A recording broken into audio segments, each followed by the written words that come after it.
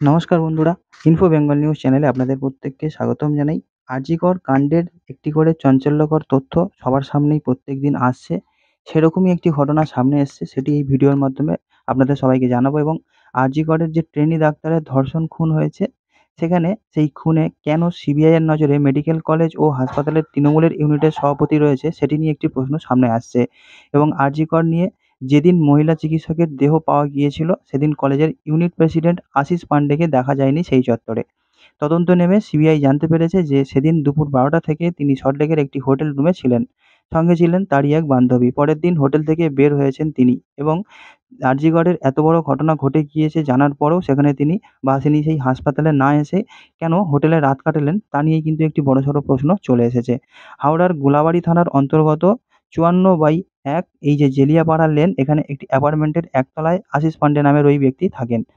এবং এ যদিও এখানে তিনি ফ্ল্যাটের বাইরে তালাবন্ধ, এখন কিন্তু সেটি দেখা যাচ্ছে।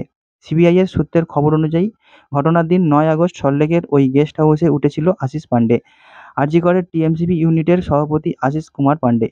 সিবিআই এর সন্দেহ যে আরজিকরের ঘটনার সঙ্গে জড়িত থাকতে পারে এই আশিস পান্ডে।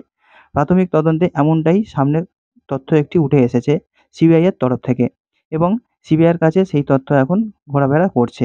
আর সেই কারণে হোটেলে কর্তৃপক্ষকে আজ সমস্ত নথি দিয়ে ডেকে পাঠানো হয়েছে। হোটেলের এক কর্মচারী এরপর রেজিস্টার খাতা সহ বেশ কিছু নথি নিয়ে সিবিআই এর দপ্তরে এসেছিলেন। কারণ সিবিআই এক নজরে এখন আরজিকরের টিএমসি ইউনিটের সভাপতি আশিস কুমার পান্ডের দিকে এক রকমের দৃঢ় ফোকাস রেখে দিয়েছে বলেই কিন্তু বলা যেতে পারে। তৃণমূলের বিধায়ক, চিকিৎসক, আরজিকরের রোগী কল্যাণ সমিতির চেয়ারম্যান সুদীপ্ত রায়ের কল রেকর্ডও তারপর নিয়েছিলেন সিবিআই, এবং তারা সেই কল রেকর্ড নিয়ে তৎপর হয়েছে। জানা গিয়েছে যে সেই কল ডিটেলস থেকেই আশিস পান্ডের নাম প্রকাশ্যে এসেছে। উল্লেখ্য যে এদিন বিধায়ক সুদীপ্ত রায়কে ডেকে পাঠায় ইডি, এবং ২ মেয়েকে নিয়ে সিজিওতে হাজিরা দিয়েছিলেন তিনি।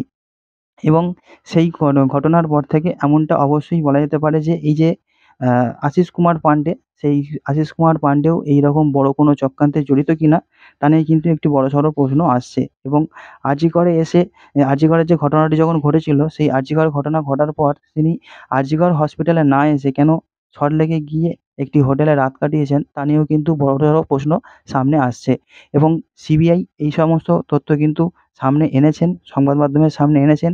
এবং অবশ্যই আগামী দিনে অবশ্যই সিবিআইয়ের ওপর ভরসা রাখতে হবে। তাদের যে তদন্ত তা কিন্তু কন্টিনিউয়াসলি চলছে, এবং একটার পর একটা বিভিন্ন তথ্য আমরা জানতে পারছি সিবিআইয়ের তরফ থেকে। এবং আগামী দিনে কিন্তু অবশ্যই সিবিআইয়ের ওপর ভরসা রেখে আমাদেরকে তাকিয়ে থাকতে হবে তাদের দিকে, এবং এই যে অভয়াকাণ্ডে কিভাবে তার সুবিচারটা পাওয়া যায়, তার জন্য কিন্তু অবশ্যই সিবিআইয়ের ওপর একটি ভরসা রাখতে হবে। তো বন্ধু, এই ছিল আপডেট। আপাতত ভিডিও এখানেই শেষ করছি। দেখা হচ্ছে আপনার সঙ্গে পরবর্তী ভিডিওতে। সবাই খুব ভালো থাকুন। Good bye.